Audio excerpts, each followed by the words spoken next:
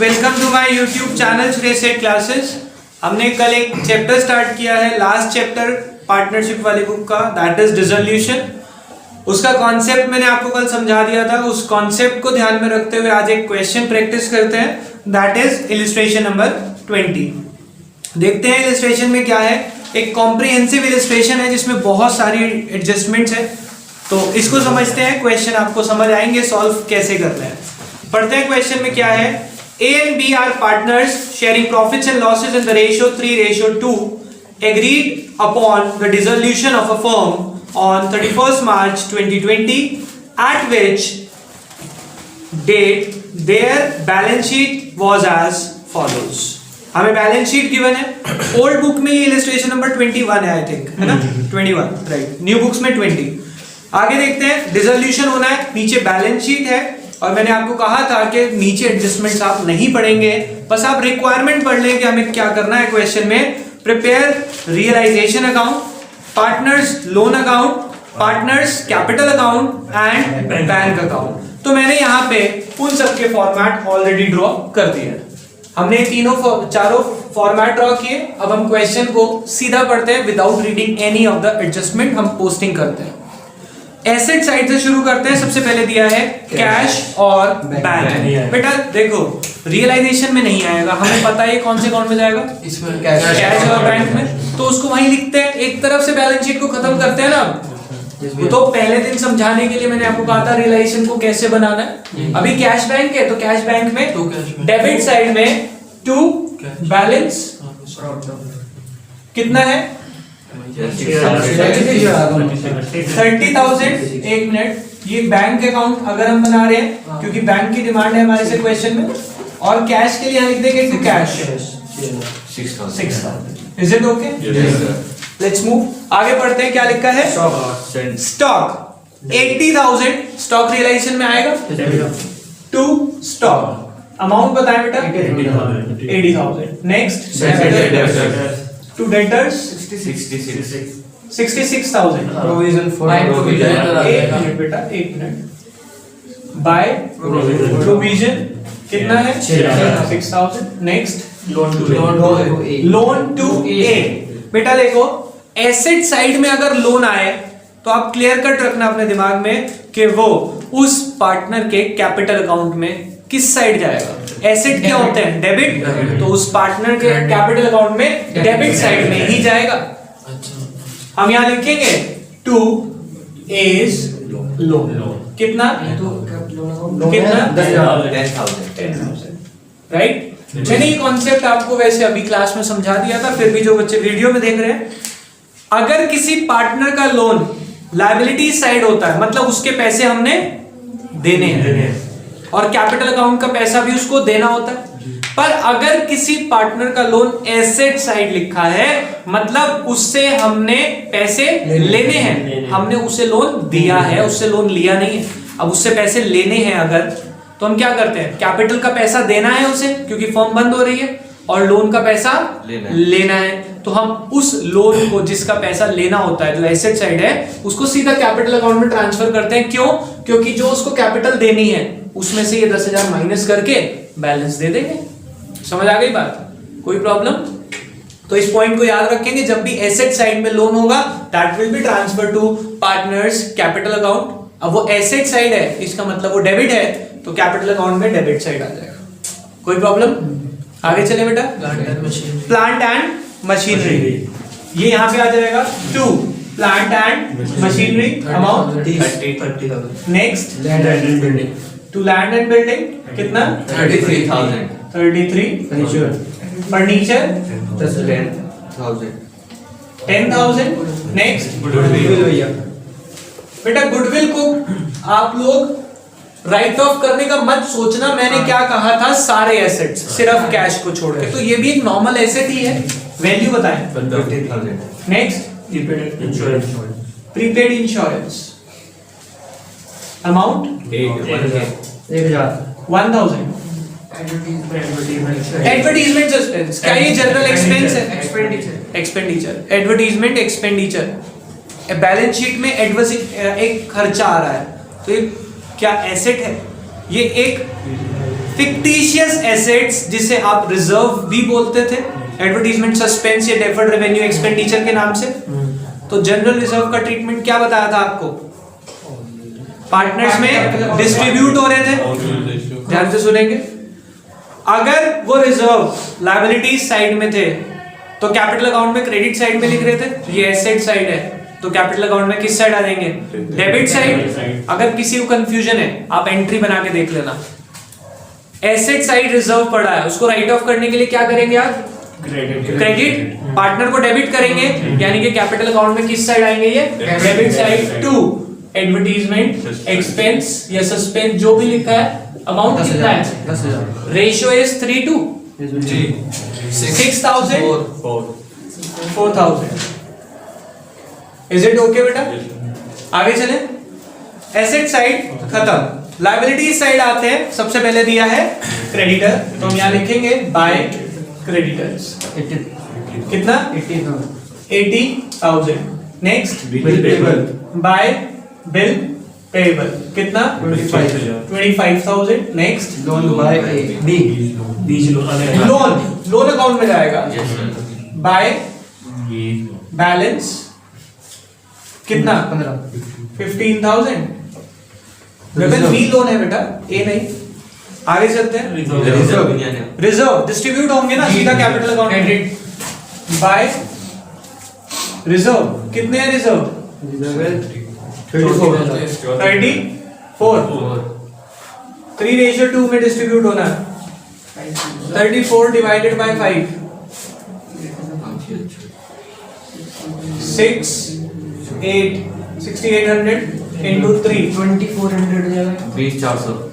क्या बात कर रहे हो? 20,400। 20,400 20,400 और 16,000 ना 13,600 प्रॉफिट एंड लॉस में भी प्रॉफिट एंड लॉस वो भी यही आएगा बाय प्रॉफिट एंड क्योंकि वो भी एक रिजर्व होता है बेटा। 11,000 है टोटल। 11,000 डिवाइड बाय 5 22 into 3 6,600 और 4,400। इज इट ओके बेटा? कैपिटल। इसके बाद कैपिटल है तो यहाँ जाएगी बाय बैलेंस कितना? 90 30। बैलेंस शीट खत्म। देखो बेटा मैंने बिना एडजस्टमेंट पढ़े पूरी बैलेंस शीट खत्म करी। आपको स्टेप बाय स्टेप चलना है, मैंने कल भी आपको यही समझाया था। अब एक एक करके एडजस्टमेंट पढ़ते जाएंगे, पोस्टिंग करते जाएंगे। क्लियर? पहली एडजस्टमेंट पढ़ते हैं। A took 50% of the stock at a discount of 20%। अब मुझे बैलेंस शीट से अच्छा यहाँ देख लेता हूँ स्टॉक था कितने? 80। इसका 50% 40,000 40,000 का स्टॉक वो 20% डिस्काउंट पे ले गया। तो 40,000 minus 20% it comes out to be 32,000। समझ आ गई बात? तो यहाँ कौन ले गया? A by A's capital bracket stock 32,000। Remaining stock. आगे बढ़ते हैं। Second adjustment, remaining stock was sold at a profit of 30%। तो ये बिका है ना, तो बाय बैंक ब्रैकेट स्टॉक कितने का बिका? 52। रिमेनिंग ध्यान से समझेंगे। टोटल हमारे पास 80,000 का स्टॉक था। उन्होंने कहा 80 में से 50% 40,000 वो कौन ले गया? ए माइनस कितने पे? 20% डिस्काउंट पे। तो हमने 8,000 माइनस करके ऐसे निकाला था 32। बाकी कितने का बचा? 40। ये 40,000 हमने 30% के प्रॉफिट तो प्लस करा 12,000 प्रॉफिट। तो हमने कितने का बेच दिया इसको? 52,000। ठीक है बेटा, ये हमारी एडजस्ट एक तरह से कैलकुलेशन हो गई किसकी? स्टॉक्स की। ठीक है, तो मैं यहां लिख रहा हूं कितना? 52,000। आगे चलते हैं बेटा। लैंड एंड बिल्डिंग रियलाइज 140 भी है। थर्ड रहेगा। थर्ड लैंड एंड बिल्डिंग ही तो नहीं भैया, okay okay 12,000 out of debtor were not recovered. कह रहे हैं 12,000 डेटर में से रिकवर नहीं हुए, मतलब बाकी रिकवर हो गए। ये इनडायरेक्ट हिंट है आपको डेटर थे कितने के 66। इसमें से 12,000 रिसीव नहीं हुए, बाकी मिल गए 54 तो यहाँ लिख लेते हैं बाय बैंक डेप्टर डेप्टर्स 54,000 54,000। समझ आ गई कैसे निकाला? 66 में से 12 नहीं मिले, बाकी मिल गए 66 माइनस 12 54। क्लियर? आगे चलते हैं। Land and building realised 140 by bank land and building कितना 140। Is it okay? सॉरी, एक बार देखते हैं नेक्स्ट एडजस्टमेंट को हम। Half of the trade creditor, half of the trade creditor accepted plant and machinery at 10% less than the book value.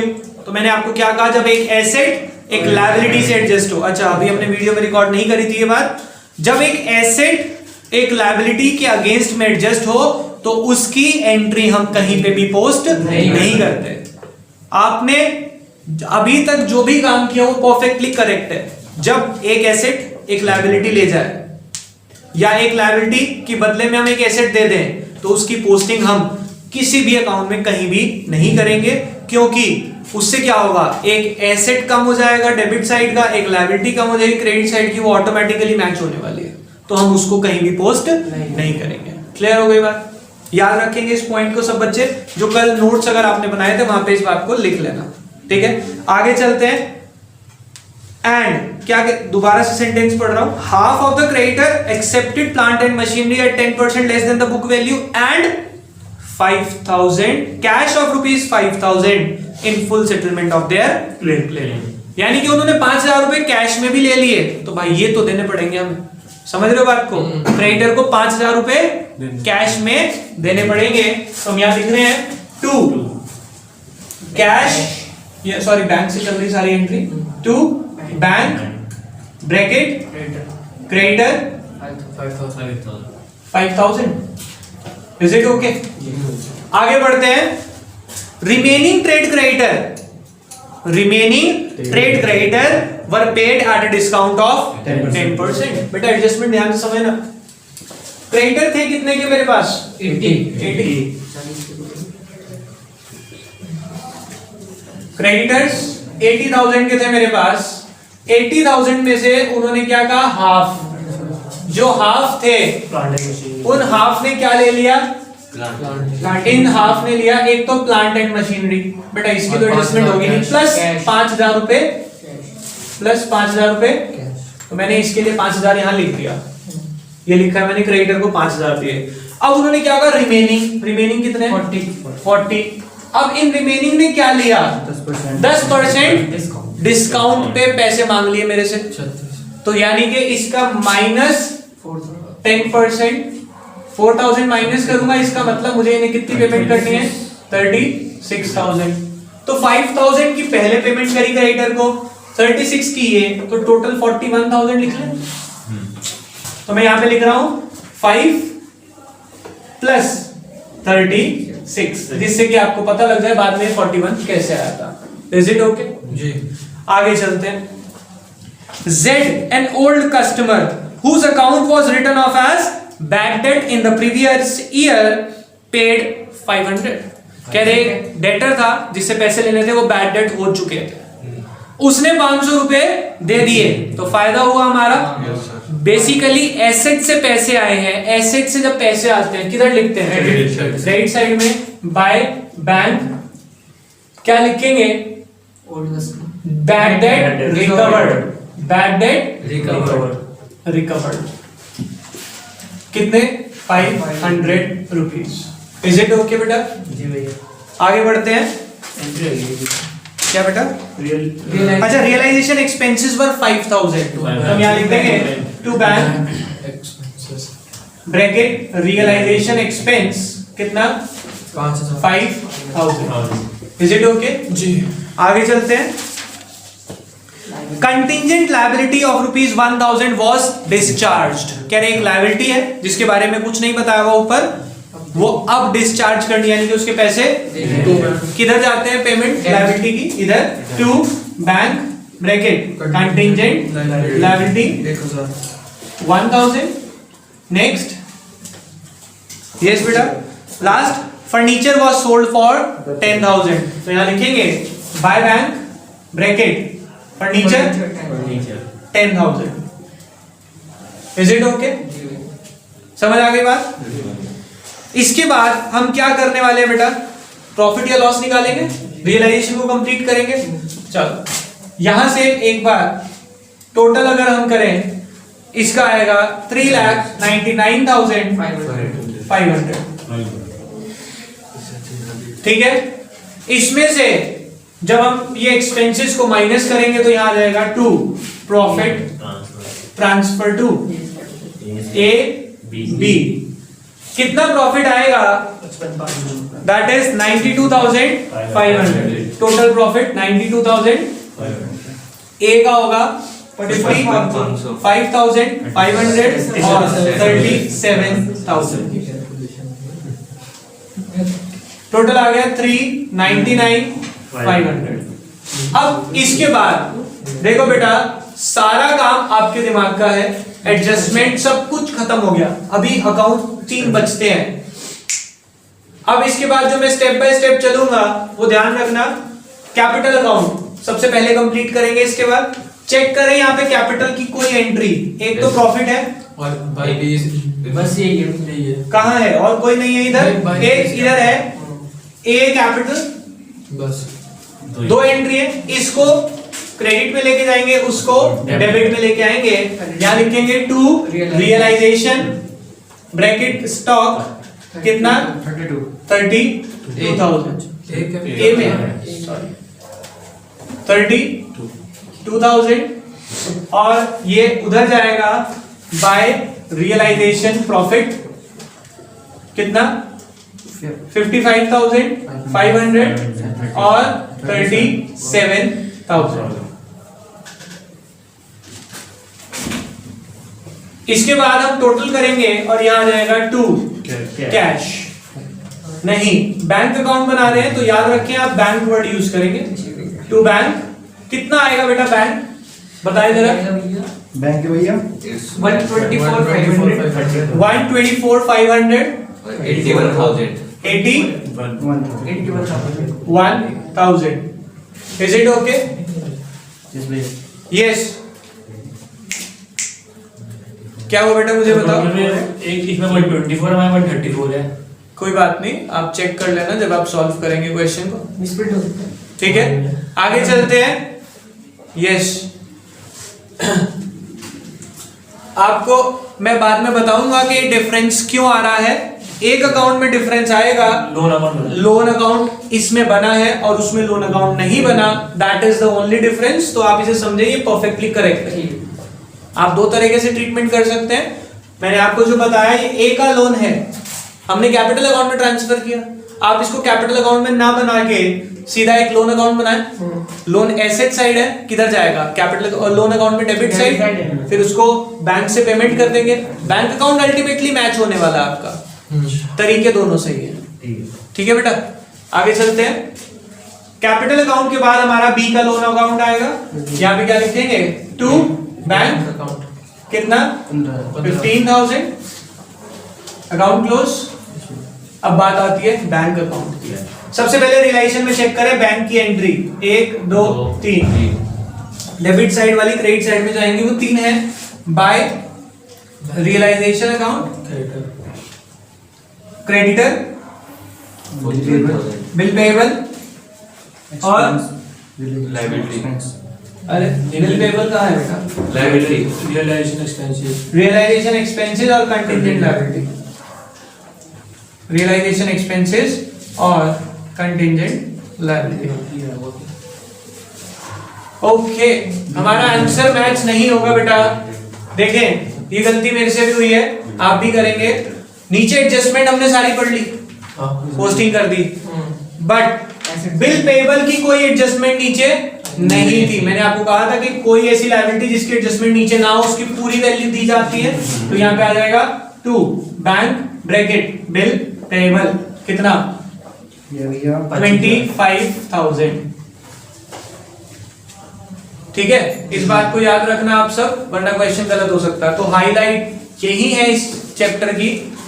मैंने कल जब topic समझाया था तब मैंने कहा था कि आप ये भूलेंगे। अब देखो क्वेश्चन करते टाइम मैं भी वो भूल गया, क्योंकि ये बहुत नॉर्मल सी बात है। हम पोस्टिंग करने के बाद एडजस्टमेंट करते हैं, हम कहते हैं एडजस्टमेंट हो गई सारी, आगे बढ़ते हैं। नहीं, एडजस्टमेंट होने के बाद एक बात ध्यान रखना कि लायबिलिटी जिसकी कोई एडजस्टमेंट नहीं है उसकी पूरी वैल्यू क्रॉस करेंगे, एसेट को नहीं देखना आपने, ठीक है। ये हाईलाइट है पूरे क्वेश्चन का।